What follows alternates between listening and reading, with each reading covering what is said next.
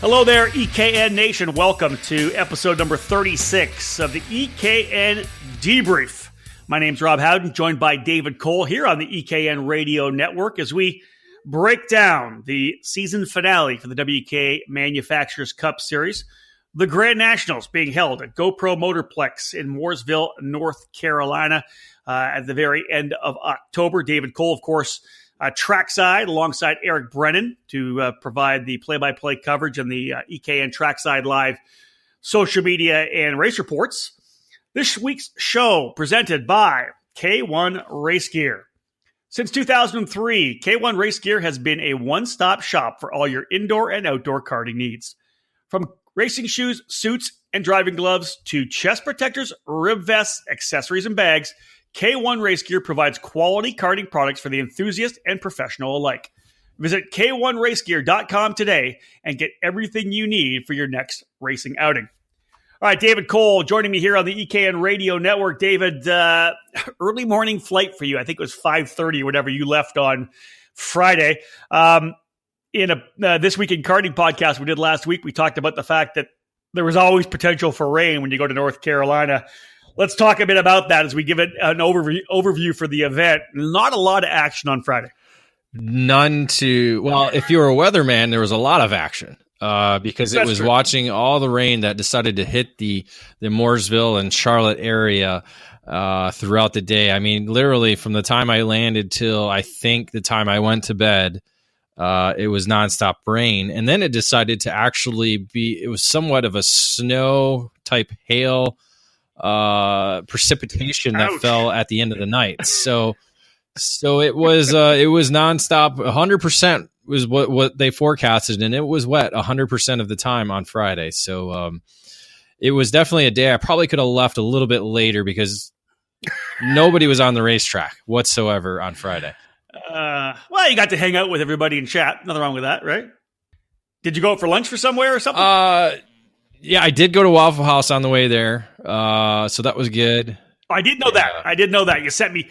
Yeah, I had a huge lunch that was mixture of lunch and breakfast, so it was great. But you know, they call that brunch, Dave.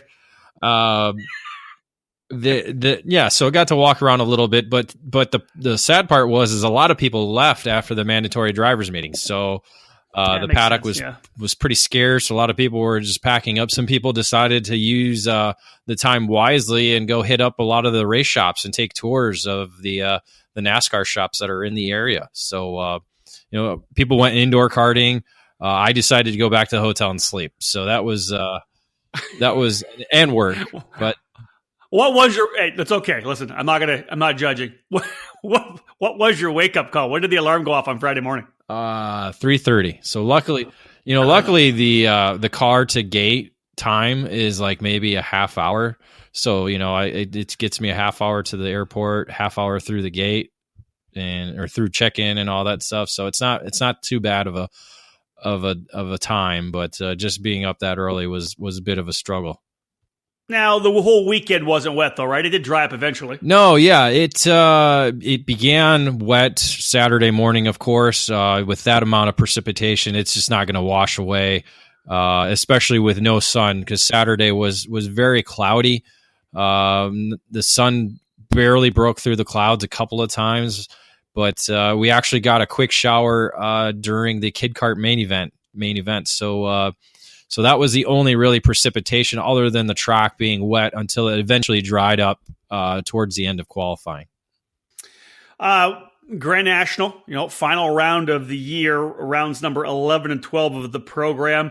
Let's have a look at the numbers. Obviously, the championship season, the best of 9, right? Your best 9 races, I believe, of the 12 rounds. What were your thoughts on the numbers we saw across the board? If it wasn't for the 2 local option classes, it would have been over 100. So, with it being with those 2 classes bringing in 14 and 11 for entries, it helped the event break the 100 mark. Which, when you looked at the schedule being 6 events on the year, you knew some races were going to struggle, and yet even though this was the Grand Nationals, there's a lot going on after this weekend. Including this going on week and in 2 weeks, and just people have just basically run out of time and money to go racing. A lot of kids are in school now, or all the kids should be in school now, but it's a struggle. And last year the October event was decent, but it was the only time they had gone to GoPro, and unfortunately this was the second time in the season for the series to go to GoPro. So that kind of hurt as well too, because if you wanted to choose one or the other, I think most people chose the March weekend, and it's just, having the 11 classes, proposed 11 classes. One class actually had 0 entries, which was Yamaha Sportsman. Wow. The Yamaha's totaled 9 entries. So between Sportsman, Junior, and Yamaha. So it surely was the end of Yamaha, because next year there's no Yamaha competition whatsoever on the Manufacturers Cup, which is probably going to be the first time ever. Yeah, I was going to say, when I first started in this sport for performance racing news in the early 90s, that's all the guys up in Ontario, guys and girls, Tim Morphy, Juliana Chiaviti, the DeLeos, Butkowitz, all the badasses from up in Ontario, Erlin, they all went down and ran Yamaha. That was the big thing, to go down and run Yamaha in Manufacturers Cup. It was the deal in the 90s, right? And now potentially the Yamaha is going to run its course. Yeah, we'll have to wait and see. Obviously, there's still thousands of those engines around North America. I'm sure there's still some in garages up in Canada that just haven't made their way to racetracks. But it's kind of like the Leopard, but it just the numbers aren't the same. To where, yes, the Leopard's going to eventually go away. To where the Yamaha, it's going to go away. It's just going to take time. You're going to see a lot of club races using it. Yeah. So. And will it go away? There's so many of them out there. It can still run at the club level. It can still run regional level racing if there's enough people at the club. Again, if we go back, David, to the clubs feeding particular regions, if there's good Yamaha participation at the clubs that serve a region, it'll be able to run regionally. So, what you're looking next year? It's obviously going to be a shift in terms of categories for next year, correct? WK has made that move away from Yamaha. Yeah, they've already made that move, going basically IAMI and Briggs, with the Briggs running with the Cadets, which was one of the local option classes at Newcastle and here at GoPro. So, it's going to be a new, somewhat new category, or new shift in focus on the class lineups, but it's still basically going to be the same. Yeah, David and I will for sure talk more about what's happening with the WK Manufacturers Cup and the other assorted regional series and national series in a podcast before we get to the end of the season. But at this time, let's take a quick break. We are here. Episode number 36 of the EKN Debrief, November 1st into the new month here for 2018. A couple weeks away from the SCUSA Super Nationals, but we're talking WKA right now, Manufacturers Cup, and we'll continue with this debrief after this short break. If you want to drive the best, drive a CRG. Our countless race wins and championships prove this fact, including taking the KZ Finals at the SCUSA Super Nationals and the CIK World Championships in both 2016 and 2017. Our material is second to none. After years of independent American importers, CRG is now managed directly by the factory and run out of our state-of-the-art headquarters in Texas. CRG Nordam is the American arm of the CRG factory in Italy, and we're serious about success. We stock a wide variety of parts in all of our chassis, from the CRG Hero for the mini categories, to the Heron for tag racing, the Road Rebel for gearbox competition, and the new FS4, which has been designed specifically for American 4-cycle Briggs racing. If you're ready to step up to the national level, do it with a factory race team that competes across the USA. CRG Nordam is a full factory effort with the best personnel and the finest equipment. We're serious about winning, and you should be too. The 2019 season is just around the corner, and Trinity Karting Group is fired up and ready to take up the challenge. Trinity Karting Group is a full-service operation based at the Motorsports Country Club of Cincinnati, which gives us access to our custom-designed driver training facility. This allows us to offer private one-on-one coaching to take you to the next level. We're also a Midwest dealer for Tony Kart and IAME, and we're your source for MG and Avinco tires in the region. We'll be trackside, the SuperKart USA Winter Series and Pro Tour, the USPKS, the Battle of the Brickyard, and of course, the KRA Series at Newcastle Motorsports Park. From arrive and drive and coaching programs to the parts you need, let Trinity Karting Group provide you with customer service second to none. Trinity Karting Group has a long history in the sport, a winning pedigree, and we're dedicated to driver development. We take pride in our professional approach and our positive attitude. Let us build a custom race program for you. Give us a call at 513-421-4463 or check us out online at trinitykartinggroup.com. Welcome back to the EKN Radio Network. Rob Howden alongside David Cole. Of course, David down at the WK Manufacturers Cup Grand Nationals, the finale for the season at GoPro Motorplex at the end of October. We're going to jump down to the Paddock Pass. David, of course, having some time on Friday, a little bit of time to get to the paddock, but not much as the rain chased a lot of people away and into other venues around the Mooresville area. But again, lots to talk about.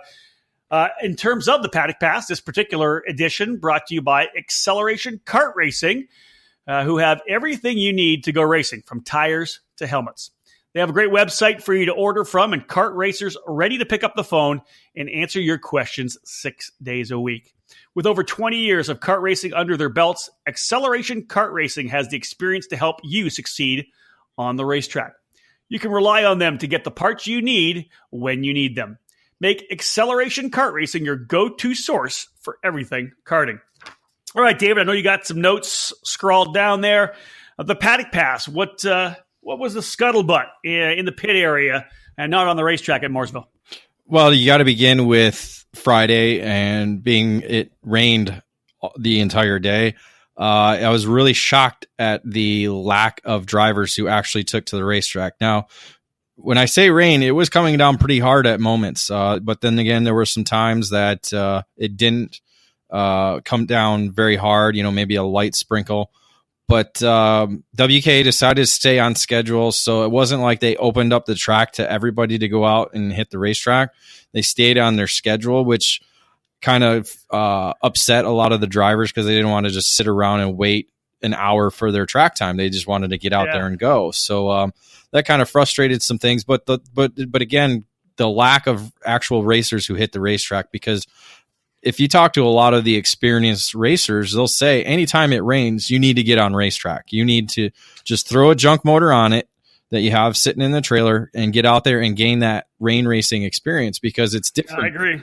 From track to track, day to day, the amount of rain that's actually falling. And with this amount of rain, you don't typically get that kind of track conditions anytime there is rain racing. So it was kind of disappointing to see that. Yeah, you know what? I've always said that as well. If you can get a chance to get out in the rain and get that experience, you get it, because you never know when it's going to jump on you in the middle of a championship race weekend, right? The rain comes, and if you haven't been on the track all year long in the rain, man, you're going to lose. It's the ability to be fast in the rain comes down to experience. So I'm surprised as well that more people didn't come out. That's one of the first things when you and I talked. I was surprised that the sheer lack of people that actually went driving.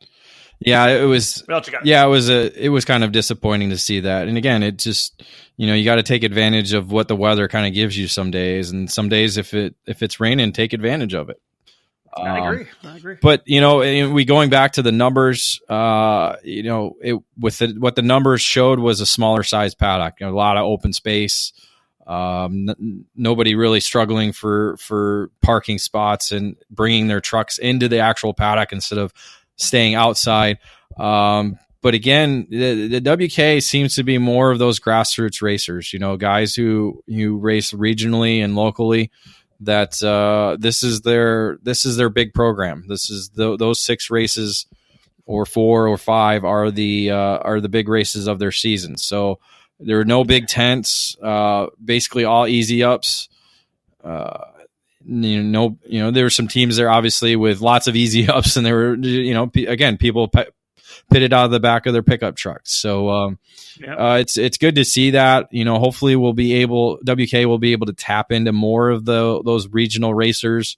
I think the number of races is hurting them, And I think that's showing in the numbers. So we'll see how things progress in 2019 with the same type of schedule set up for next year. But they really need to tap into the regional areas. It's an interesting approach, isn't it, David? You talk about you're going to have 6 races on the program, but it's your best 9 results. So essentially, you have to go to 5 of the 6 races. There's so much racing going on right now. The other side of the coin is have 3 races or 4 races, and you count everything, or you drop one. So if you have a bad race, bad race day, one race day, you come back and you run the whole series.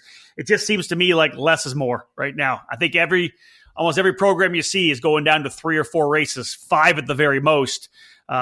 Because it's just these people can't commit to that many weekends and run their club races. Well, and then in turn, many of the championships, they were already decided before the weekend began. When you have 12 rounds of racing and you're only counting the best of 9, I mean, some guys didn't even have to be there in order to win the championship. So, that kind of takes the prestige of winning the championship away because, I mean, if you've won it, not even completing the entire program, how prestigious is that? I mean, you don't see that in racing. Formula One's a little different because it's really a championship of 4 drivers. I mean, in all honesty. So that's basically how a lot of these championships were. I think there were only 2 or 3 that needed to go into round 12 before it was, I think 1 actually only needed to be go into round 12 before it was decided either Saturday night even. So, they're changed to 4 events counting towards the championship next year, which means you don't have to count 2 of the races, 2 actual weekends. It may help, but again, I still think it's going to limit the actual numbers that you see per weekend. Well, you said it straight up, David. If you do, you're going to have 6 races that have less. If you had 4, you'd have like everybody running all 4 as opposed to people picking and choosing out of the 6. And you've said this in debriefs all year long.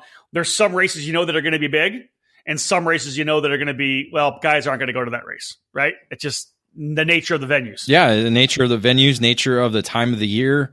That's the problem with the racing. There's lots of different factors into how the attendance is going to be. It's just, again, at the end of October, I don't think is an optimal time to have an event, especially with you have the Rock the Rio going on, and then you have Supernats following 2 weeks after that. So, there's people that live in the Charlotte area that weren't even there because they're going to the next 2 races in Vegas. There it is. Anything else from the paddock for this edition of the Paddock Pass? Well, the new thing for the WK that weekend was actually the implementation of pushback bumper. Now, it wasn't to be monetized towards penalties. It was just to get competitors used to running the pushback bumper. WK officials were kind of there monitoring it, saying, okay, that would probably be a penalty. They weren't really keeping numbers, which I was kind of disappointed in that, because it could help kind of, steer their way. Oh, is this helping? Is this hurting? They were trying to talk with drivers into, okay, do you know when this pushed in? Kind of doing that type of polling. Yeah. So that was, at least they had that going. But, again, it was for a lot of these competitors, they've never run the pushback bumper before. So this was their first time mounting it, making sure it's mounted correctly. They were, after the race, they were helping to take them off to show them, this is the proper way to do it, et cetera. So we'll see. Again, that's something we'll have to see when it's implemented at Daytona. So Daytona is going to be, which you don't really want to start it with your biggest race of the year, but that's what WK is going to be doing. I do like the fact that they brought it in for this particular weekend. You're right. If anybody hasn't run it yet, obviously a lot of people have, whether it's USPKS or Superkarts USA or down at the Florida Winter Tour. I think that was a great idea. Let everybody get a chance to run it, as you said. So really, it's not implemented. It is officially for the first time at Kart Week, but still, I think that's a great idea, David. All right, folks, stay with us. We got more to come here. David Cole is going to jump in and start breaking down class by class as we head in to the race report segment of episode number, 36? Episode 36 of the EKN Debrief. Stick with us. More to come here on the EKN Radio Network.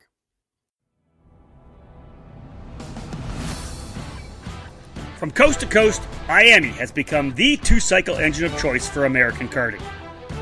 Starting with the air-cooled 60cc Swift engine and moving through to the incredible X30 power plant, Miami is providing much-needed stability for the sport.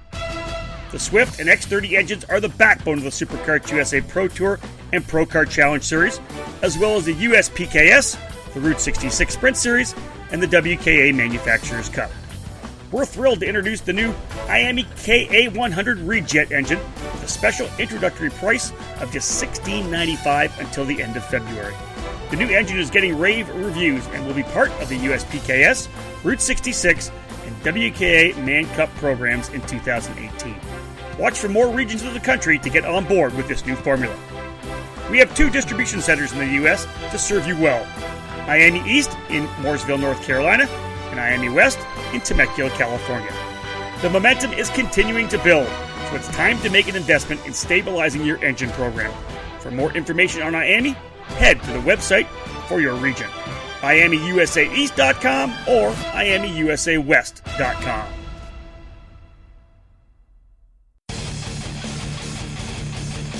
In a sport where the difference between winning and losing is measured in hundredths of a second, you can't afford to leave anything on the table. You invest in the best equipment, the latest components, and top-of-the-line data acquisition systems. Anything to find one more tenth, right? I'll tell you right now, the best investment you could ever make is in yourself. If you want to improve your results, it's time for professional instruction and coaching at the Alan Rudolph Racing Academy. Located at the new state-of-the-art Speed Sports Racing Park just north of Houston, the Alan Rudolph Racing Academy uses the very best equipment, Burrell Art Carts. They offer half-day, 1-day, 2-day, and 3-day clinics. They have a one-on-one student-to-instructor ratio, and they will design a customized curriculum for each student. Alan Rudolph is one of the most respected people in the sport, and he has nearly 20 years' experience training drivers, including Chase Elliott, Neil Alberico, Austin Versteeg, and Sabre Cook, and rising stars like Pietro Fittipaldi. Train with a champion with over 30 years of racing experience to get proven results. Start off your season with a driver tune-up. Tune up your season with some driver coaching. Or get ready for the big races by training with the best. Reserve your dates now by calling 866-607-RACE. That's 866-607-7223.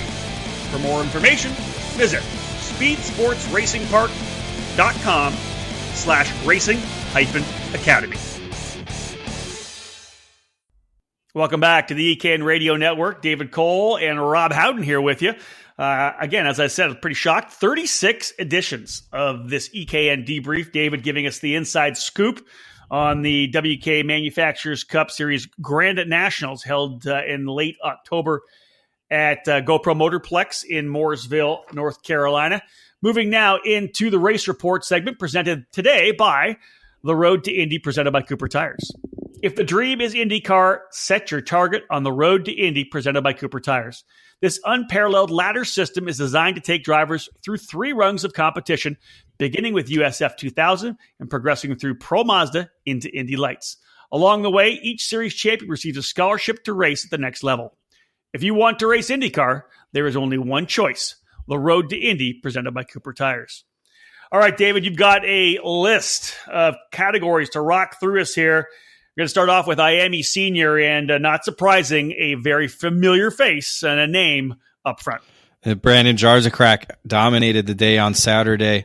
Elliot Budzinski, actually, the Michigander, actually still fast time in qualifying. It was one of those sessions where it was at dry tires or rain tires, and actually Miami Senior ended up being dry tires. So Budzinski was able to lay down the fast time there, but engine trouble kind of hit him throughout the day. Jarzakrak took over from the opening heat, winning both of the heat races on the day and the main event. Ashley Rogero was able to beat out the champion Austin Garrison for the runner-up spot. Pretty solid podium. 3 pretty stout drivers right there. For sure. We saw Ashley win both Yamaha main events in Newcastle. Being at her home track of GoPro, she decided to switch over to the IME side, and something that she races all the club races at GoPro with. So definitely, Jarzakrak, Ashley, Austin running the Fullerton, lots of laps there at GoPro. But Sunday really is when the heat really got cranked up. Jarzakrak started out the day topping the charts in qualifying and winning the pre-final, but it was the final where everybody kind of, threw up their dukes and kind of went at it a little bit. Rogero, yeah, exactly. Rogero was really all over Jarzakrak most of the final, kind of going hard. Both of them had some hard racing between the two. That allowed Alex Bertignoli to kind of slip in a little bit with Garrison right there as well too. Bertignoli was running third on the final lap when Rogero and Jarzakrak kind of didn't really come together, but kind of had a meaning of who can go the deepest into turn 1. And as you know, turn 1 there is very, very fast. So both of them kind of drifted wide. Jarzakrak actually had to go off the into the pit lane road area, and they both rejoined behind Bertignoli, who was able to slip past both of them for the lead, and then Bertignoli able to hang on throughout the last lap and earn victory in his Comp Cart debut. Rogero and Jarzakrak continued fighting hard through turn 4, turn 8, and then in the last corner where Rogero actually went into the outside wall. Jarzakrak continued on, but he was 4th and then obviously penalized after that. That allowed Austin Garrison to take 2nd, and then Blake Hunt slipping in through to take 3rd. Sounds like it was some pretty solid racing. Anytime you get that level of competition and throw them on a great track like GoPro, you just know you're going to have excitement. I don't care how many guys are in the field, if it's 5 or 55. You get a good battle like that up front, it's going to get exciting. Yeah, neither was giving an inch. And, there's no points on the line, no championships on the line. It was all about who wanted it the most. And obviously all of them wanted it. And Bertignoli was able to take advantage and gain the win. That's awesome. I love to hear that. Now, also, of course, I'm following like so many people who weren't there. I was listening to the EKN live broadcast. I'm following your posts up on EKN on Facebook and Twitter. And it was cool to see Mike Geeson back out running. That was awesome. Yeah, the veteran who is no stranger to winning WK Eagles actually added another one. He was able to take advantage of an official penalty in the KA 100 senior category. Geeson actually won both heat races in the class after Paulie Massimino was top qualifier. The main event, again, another great battle that ended up going down to the wire. Emery Lida crossed the line as the provisional winner, but was handed a 2-position penalty for contact earlier in the race. So that, in turn, promoted Geeson to the top of the podium. Class champion Blake Hunt was then moved to 2nd, with Lida ended up in 3rd. That's always tough to swallow, but you know what? Penalties come down, and that happens. But good for number one, Geeson. But again, Emery Lida showing really good pace. Yeah, I didn't happen to see the contact that they called Lida for. It was early on in the race, and I think it happened in an area that I wasn't actually able to see from where I was taking the photos. So, it's tough for him, but again, it shows the officials are watching things. There was no protests as far as I know. So obviously Lida, took his wounds, and fessed up to it. But he still knew he was in the hunt, and again. That moved over into Sunday, where Lida was again one of the top guys in the field. Again, Paulie Massimino, top qualifier in the day, actually was able to win the pre-final on Sunday, so he led the field to the green flag in the final. He, Geeson, Blake Hunt, Lida, they were all kind of right there, but it was Massimino leading on the final lap, going into that tight turn 8 corner that we typically see. That last lap, last pass, Massimino went to the inside to defend. Geeson saw a little bit of track, so he went for it. The two kind of pushed wide, and that allowed Blake Hunt to slide through and take the lead, going from third to first, and hold on for his third actual victory, fifth on the year if you count the two that Jarzak sub for him at Newcastle. That's true. That's true. Hey, is it just me, or doesn't it seem like just yesterday when Paulie Massimino was running like mini max? Cadet. He was, yeah. Right? It was 5 years ago. Basically, yeah, it was about four years ago. So, oh my God. I know, it's crazy. It happens It's crazy fast. to think about him running senior. It does. It's happening faster. Yeah, David. So he was able to hold on for a second with Geeson kind of just like, it happens. I'm in third. Lida ended up running the fast laps of both main events on the weekend, placing fourth. So the pace was there for Lida, as I said, right? He was right in it. I was watching some live timing on that one. Dave, let's move to the Yamaha Senior Championship. As you said, not the greatest turnout in the Yamaha categories. Only 3 drivers in senior making the trek to GoPro. Yeah, and 2 of them were actually siblings. Megan Perry was able to lock up the Yamaha Senior Championship on Saturday with her second victory of the season. She beat out her brother Hunter for the victory with Kayla Chapman in third. Sunday was Hunter's turn as he took the top step of the podium in his first victory of the season with his sister Megan in second. So they went 1-2 on both days with Chapman placing third. An even dozen running in the IAME junior class. Following along on the EKN radio network with Eric Brennan on the mic. Sounds like Hayden Jones pretty impressive on Saturday. Yeah, he really had a breakout performance on Saturday. Scoring his first victory in the class. So Jones kind of dominated the heat races and then held off championship leader Josh Green for the victory. Top qualifier Caden Wharf, who actually ran all 3 junior classes on the weekend, was in third. So what about on Sunday? Was Jones able to come back and do it again? Well, Jones qualified P1, but kind of got pushed back to third in the pre-final. Green kind of took that win and used the pole position to actually get away and drive away to his second victory of the season, which essentially locked up the championship for him. Connor Ferris followed through with a second place performance, with Jones getting shuffled back even further at the start of the final, but was able to drive his way back up to third. So two podium finishes for Jones on the weekend. All right, Dave, let's jump into the Yamaha junior class. Again, 6 drivers in Yamaha junior. Not surprising to see Caden Wharf up front, right? This guy is one of the top young juniors in the country. Well, as we said, he was running 3 classes on the weekend, and this class was the only place where he actually won. So, but winning is nothing new for him in Yamaha Junior. He won his 8th and 9th race of the season. Obviously, earning the championship on the season. Saturday won both heat races and the main event. Ian Quinn was second with William Cox in third. Sunday was actually a great battle with the entire field nose to tail until Wharf was able to pull away and earn the checkered flag.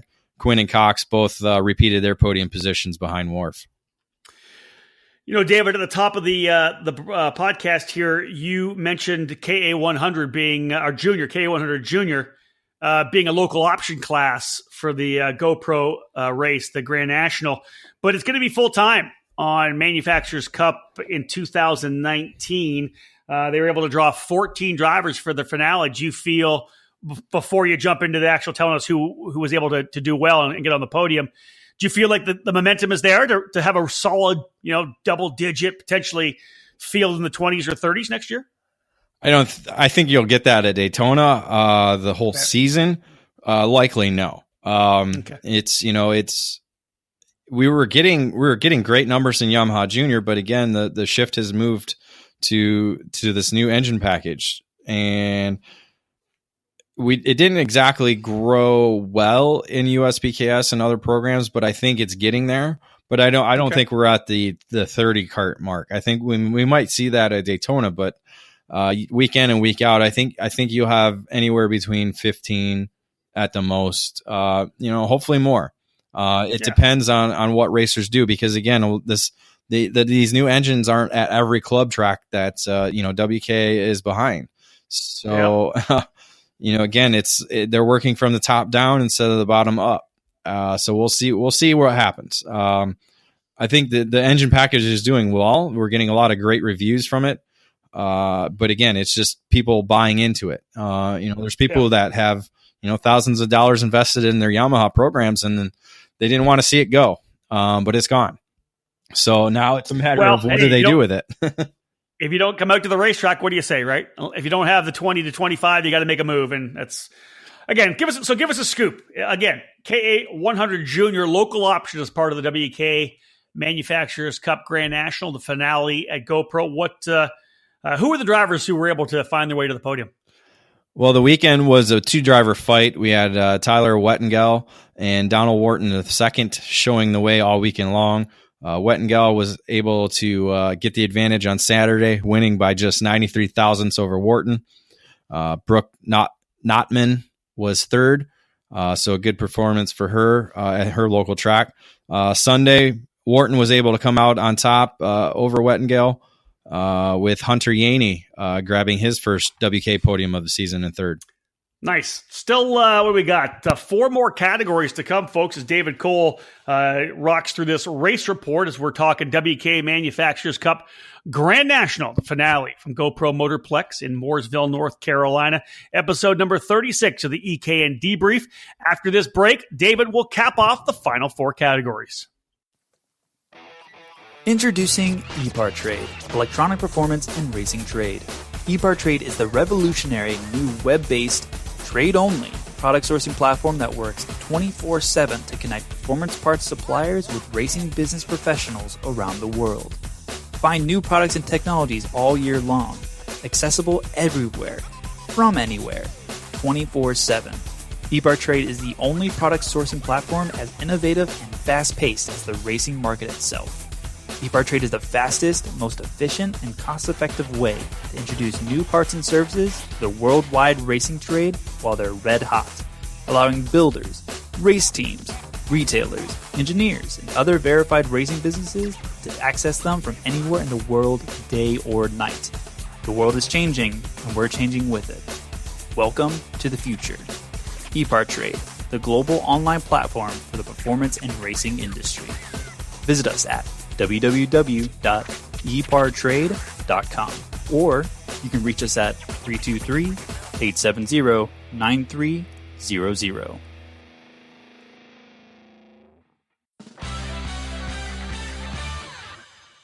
Are you ready to get the 2018 season started? If you're like us, we're ready to get out of the snow and back to the track. Franklin Motorsports is a leader in the karting industry. With over 50 years of combined karting experience, we can provide you with everything you need to go racing. With a large online product selection, select track support events, and a wide variety of shop services, Franklin Motorsports is your complete karting source. We specialize in IAME engines, tilt seats, and of course, our championship-winning Merlin chassis. If you're ready to take your racing to the next level, come join us at Team FMS. We've been supplying racers with start-to-finish support at race events for many years. From providing a helping hand at a weekday test outing or club event, to full arrive and drive packages at the highest level of karting competition. For 2018, we'll be attending the SCUSA Winter Series and Pro Tour, the United States Pro Kart Series, and the Route 66 Karting Series. For all things karting, visit franklinkart.com. Welcome back to the EKN Radio Network. Thank you so much for tuning in to this edition of the EKN Debrief. David Cole kind of filling us in on what he saw trackside at the WK Manufacturers Cup finale at GoPro Motorplex. David, let's jump into Mini Swift because I want to hear what happened with WK putting up the $100 bounty on 2018 champion Brent Cruz. I found that interesting when they posted that on social media. Yeah, we're not exactly a fan of it. Me neither. Yeah, I mean, it's something you do for the adult classes because it could get a little sketchy. Fortunately, nothing like that happened here. All the Mini Swift drivers, were driving pretty much with their heads on their head or heads on their bodies, so nothing too out of ordinary for these guys. And actually, a really good field. So, Brett Cruz, again, as we said, IAME international final, 2-time winner. actually came in as a championship leader, basically had the championship in hand, but was able to lose both main events to Sebastian NG and Ben Mayer. He and NG were battling for the win on Saturday. Sebastian was able to beat out Brent for the victory, with Alex Delemo, the third, placing in the third position for his first podium. Good for him. Yeah, it was, and he wasn't there Sunday, so I'm not really sure what happened there. Maybe he was out partying. He was out partying, celebrating all night. Maybe long. he got grounded from Sunday's action. I have no idea what happened. He was cake drunk. He went out and had a party. Why not? So Sunday again, the field was pretty tight. A lot of good battles in the pre-final, but NG actually was able to jump out to a big lead in the final. But Cruz and Ben Mayer actually partnered up and was able to run him down. So that made it a 3-driver battle for the victory. Mayer was running third, kind of just sitting in the wings, waiting to see what would happen, and it actually paid off because NG and Cruz were fighting for the lead on the final lap, and they drifted wide as they went through the double right-handers, and Mayer was able to go from third to first in the matter of moments. And nice. And then he held off NG at the line by 41 thousandths of a second for his first mini victory, only his third start in the mini category. So not bad for him. Yeah. And then Cruz was right there in third. Before the break, we talked about one of the local option classes, and that was KA 100 Junior. Obviously, there's some pretty good Briggs numbers at the GoPro Motorplex and their club program. WEK running the Briggs 206 Cadet local option class, and fill us in on who was quick there. I know one driver was able to essentially dominate the main events and grab a couple of victories. Well, actually, no, 2 different drivers, but Cameron Weinberg actually won one of his 2 wins on the weekend in the Briggs 206 category. Weinberg was able to outrun the field in the final for victory on Saturday, but ahead of Spencer Conrad and Ben Mayer joining him on the podium. On Sunday, it ended up being Danny Zazalski, the Yamaha Sportsman champion, who won the final. Ben Mayer was leading on the final circuit until he jumped a curb, and essentially the kingpin was left loose, and it decided to dislodge itself from the chassis. It decided to, did it? Yeah, it decided to. So believe me, I saw him jump the curb from the tower. And I'm like, ooh, you can't do that in that kink corner. You're not supposed to do that. And he ran the defensive line. Well, as he went to turn left into turn 8, the cart kind of just went straight. So that kind of collected Weinberg, who he was trying to fend off, and allowed Dzelski to slip past for the lead and going on to score the victory. Weinberg was able to continue on and finish second, with Christopher McKeithen winning the battle for the third spot on the podium. So I obviously got confused myself with Weinberg. I know that he did get 2 wins, and we'll talk about his victory in Micro Swift. But David, in the categories, in those cadet categories, you seeing a lot of drivers do double duty, where a majority of them run in both classes? I think that was a struggle with the Yamaha. A lot of guys weren't doing the Yamaha class. Yeah, they've brought in the Briggs, and people are kind of easy. It's easier for them to do that because, again, with the Briggs program, you kind of just jump in and go. Right. But if you're Jim Mayer, you got to keep everything tight. So that's kind of the downside to that. I hear you. All right, let's talk about Micro Swift.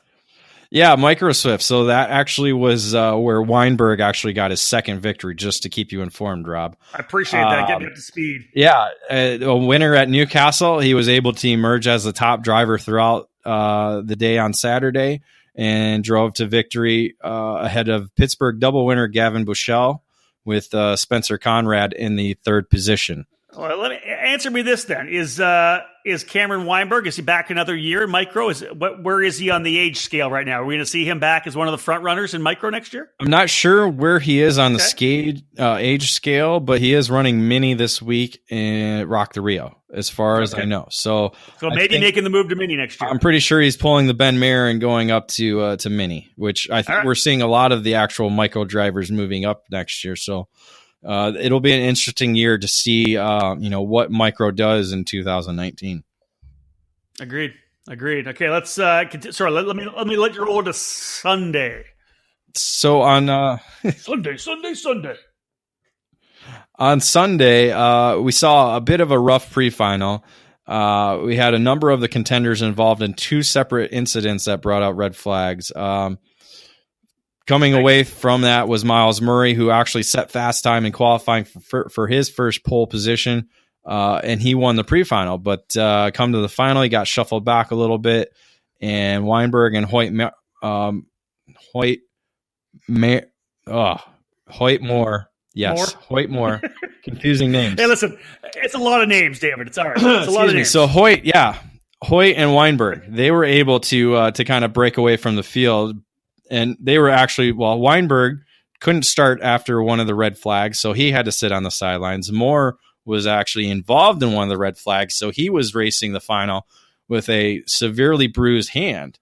So he toughed it out, and actually the toughing out paid off as Moore was able to win the drag race to the checker flag to beat Weinberg at the line by 53 thousandths of a second to earn his first WKA victory. Good for him. That's all. And you know what? To tough it out after an incident, well done. That's solid. It was definitely a very big win for him, and a lot of the parents on the fence line were cheering for his victory. Nice. Nitro Kart made it a sweep of the podium with Aiden Patty on the third spot on the podium. So, Dave, you talk about a lot of the micro Swift drivers, jumping up to potentially into the mini Swift class next year in the WK Manufacturers Cup.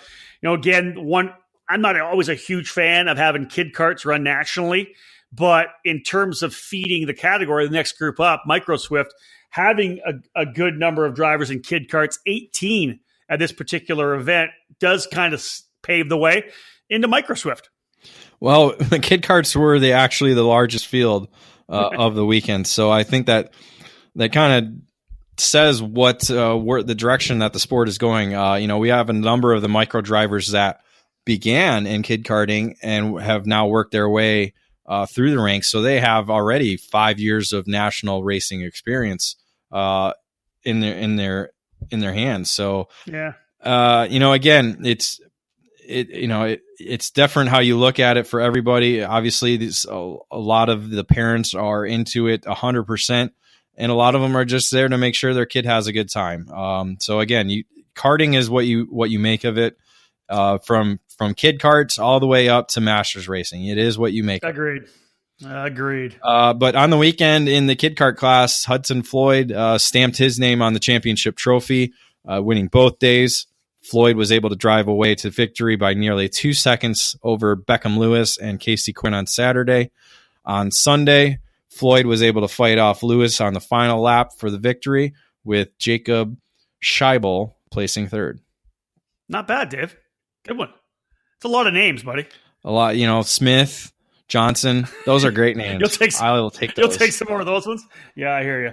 Again, congratulations to Hudson Floyd. Did a pretty good job there in winning that championship, as you said, in the kid kart class.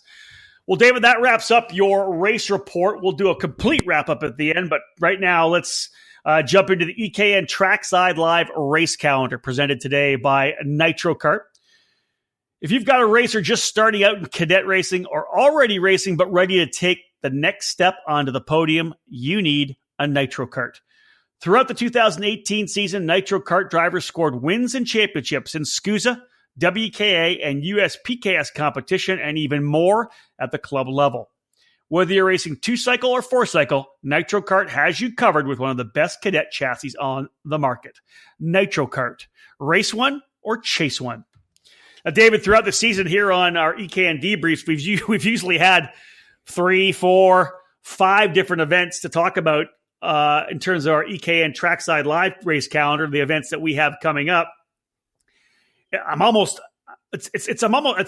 of sad, but I'm also relieved, but I'm also ready for 2019 because, dude, there's only one on this particular broadcast. The only race that we have to talk about right now for the EKN Trackside Live, our final one, official one for 2018, our 24th, I believe, Trackside Live event, November 14th to 18th, the 22nd running of the SuperKarts USA Super Nationals at the Rio All Suite Hotel and Casino in Las Vegas.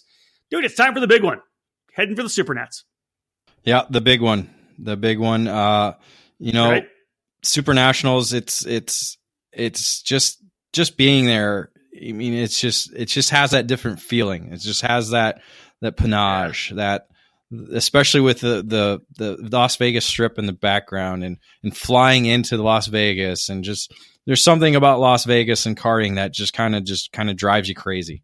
And well, there's an electricity to it, isn't there? There is. And especially being back now at the Rio, our third period of going back to the Rio. It almost is like a homecoming. So this is almost like our homecoming, like you have with football and basketball. For karting, it's really the Super Nationals.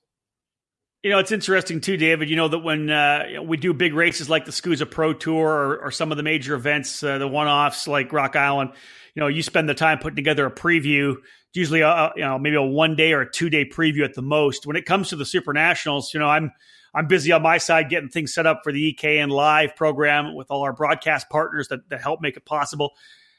It'd be cool to see you actually have to chronicle how much time you actually spent on the laptop putting together all the previews and everything we do going into that event. You got 2 weeks of previews coming. It's crazy. 10 classes, 10 days of previews, starting very soon, too soon actually, because we're not exactly ready. We're still waiting on some information to come here and there. But it's and I like it because it gives a spotlight to each category. It's something that it's hard to do for a lot of the races that we do. We'd love to do this every week, but again, we're talking, at least 4 hours per preview at the minimum. Wow. If you look at minimum, complete work, not just browsing at the TV or listening to the radio or searching Facebook, having me interrupt you to do a podcast and another podcast and produce another podcast. The worst part is you interrupting me all the time. So that I actually need to. I'll shut off Skype all week this next 10 days, so it'll be a lot easier that way. But we would love to do class by class previews on every race we go to, but it's just so much. So we kind of reserve it for our Super Nationals, the Super Bowl of karting. That we end with Super Sunday. So it's this is it. I just got goosebumps there. I'm glad I gave you goosebumps. Well, just thinking about Super Sunday, I just absolutely. There's going to be the SuperKarts USA Hall of Fame inductees. Mike Marini's going to award this year's Dan Weldon Ambassador Award. Just everything that we do on Super Sunday. Really, I'm excited to see what this new track's going to do. Yeah. This is something brand new, going counterclockwise at the Rio, something we haven't done. It's something we have done at the last 3 years at the Westgate. And so I'm excited to see what this new track, because every year we were at the Rio from basically 2008 to when we left in 2014, it was basically the same racetrack. We never had that change of what's this turn going to look like, or we still have that same long straightaway, but we're going the opposite way. I know it's good, and we're going to be in a different position. We're obviously in the far end, looking back at the Rio itself, so our focus is going to be different. Our look's going to be different. That's for sure. We're going to have the sun in our face all the time. Yeah, that's for sure. What? Yeah, I didn't think about that. Right in our face at like 3:30 when it's hitting down. All right. Well, we'll have our sunglasses at least. We need a sunglass sponsor. You ever notice that? I think we need a sunglass sponsor. That's on the list. I'll get to work on that. All right. Listen, that's it for the EKN Trackside Live calendar. Of course, you can hear it in David and I's voice. We are absolutely thrilled to get to Las Vegas, to get back to the Super Nationals, number 22. I'm thrilled to be able to be on the mic once again. David, of course, given unparalleled Trackside Live coverage. We're going to play around with some live stuff on Facebook, hopefully. We're going to do some different stuff as well, some more interviews as we always do. It's going to be fun. But let's cap off this edition, David, of the Debrief, give you a little bit of opportunity just to wrap up what happened at the WK Manufacturers Cup Grand Nationals. Well, really, to wrap it up, I kind of wrapped up the season, beginning with the Manufacturers Cup Series Chassis Trophy. Nitro Kart had a phenomenal season, winning 20 times in 2018. So they were able to take home that trophy that we've seen a number of different manufacturers bring home. Top Kart being one of them. They ended up finishing second with 17, Parolin with 10, Burrell Art with 8, and Fullerton with 8. So definitely a good mixture of chassis. I believe there were probably 12 different brands that actually won. So it was a good year for that. But the numbers still weren't quite what they were in previous years. Obviously, the extended championship being 12 rounds and the pack karting schedule that we have probably hurt the numbers. But again, hopefully that'll improve in the next year and the years after that. But again, the 2018 season is complete, and now we only have 57 days until Daytona Kart Week. Always about the countdown nowadays, right? It's always the counting down. It's 57 days before karters once again invade Daytona International Speedway. Sprint racing, road racing, dirt racing. Still a badass event. You know the funny thing, David, I've been there to that event many times. I've never road raced there. I've never sprint raced there. All I've done, I ran on the dirt one year. Well, you haven't even run on the new dirt. You've been at the old stadium. So that's something we'll work on in future events. We'll look at that. All right. Hey, David, thank you so much. I know you're unbelievably busy. We kind of chronicled that already with how much time you put into these previews for the Super Nationals. I want to tell you on behalf of myself, thank you so much for the work you put in. I know people don't see it. We get to the racetrack, we fire up our live coverage, on Thursday afternoon at the end of the sessions for qualifying, and then we're live all the way through to the end of Super Sunday. We're trackside Tuesday, Wednesday, social media, the whole deal. But there's a lot that goes into this coming into the event, getting everything ready to go, just like every team does, SCUSA does. There are months and months of planning. We got a lot of work to do before we get in there, and I appreciate you putting in the time, buddy. Thank you so much. Well, we'll see if people appreciate my predictions. Dude, it doesn't matter how much they like you, how good of friends you are, how much work you've put in. If you don't pick their driver, you're on the S list. You are, you know it. We'll see what happens. We'll see what happens. I'm probably going to disappoint a lot of people. Well, every time you send me over the preview to edit, I'll make my picks, you make your picks, and we'll see who ends up coming out on top. Sounds good. I think you've beat me pretty much every time we've done that. I think we're close a couple of times. I think you might have we're almost like a 50-50 type deal, but I get like the 51, you get the 48. Yeah. 49. All right. Well, 51 and 48. Is that how it goes? Because there's always that 1% missing. You're the math major. Because there's always the 1% missing. You always got to count on that. True. I appreciate that. I can live with the wiggle room there. All right, folks, we just capped it up. Another one here on the EKN Radio Network, and we appreciate you tuning in, whether you've downloaded the app from iTunes or Google Play, whether you're listening just on the phone, whether you've got it up on the laptop at ekartingnews.com/radio. We appreciate it. We are having a lot of fun cranking out these podcasts. I want to say we're at 45 or 46 podcasts total for the year. The plan is to potentially double that in 2019 as we utilize the EKN Radio Network a lot more. Please download. If you haven't downloaded the app yet, please go do that. Again, iTunes or Google Play, download the EKN Radio Network app. Just search eKarting News. The best way, of course, to get the first look, a first listen to all of our podcasts and online content. Again, EKN Radio. 24/7, 365, and we are actually going to be working next year on potentially streaming our live EKN Live play-by-play through the app. And I'd like to do some live call-in shows. I think that'd be a lot of fun. Watch for that. Maybe something that we'll play with in 2019 as well. But otherwise, I want to thank David Cole for taking time away from a very busy week in front, or 10 days, I guess, in front of his laptop here, as we get set to roll into the SuperKarts USA Super Nationals. We'll, of course, do a debrief on that event before we head into Thanksgiving. But otherwise, we look forward to seeing as many of you as possible in Las Vegas at the Rio All-Suite Hotel and Casino. Otherwise, stay tuned on our social media networks. Every podcast we do when we're interviewing somebody, look for us to be asking questions. If you guys want to offer questions up on Facebook or Twitter, you can do that. Plus, we have a brand new podcast, which will be coming out soon as well. I'm starting a new conversational podcast called Book It with Rob Howden. Going to get some cool guests, drivers, personalities in the sport, those who do not fit into our Industry Insider or Operation Grassroots podcast programs. It's going to be a cool one, I think. The conversations I expect to have will be great. Just wrapped up one with Matt Jaskell, which you are definitely going to want to listen to. It's long. It's about 90 minutes, but you are going to absolutely love it. Matt really kind of lays out what has been a wild career and a wild life so far. Folks, thank you so much for joining us here, the EKN Debrief number 36. On behalf of David Cole, my name's Rob Howden. Bye for now.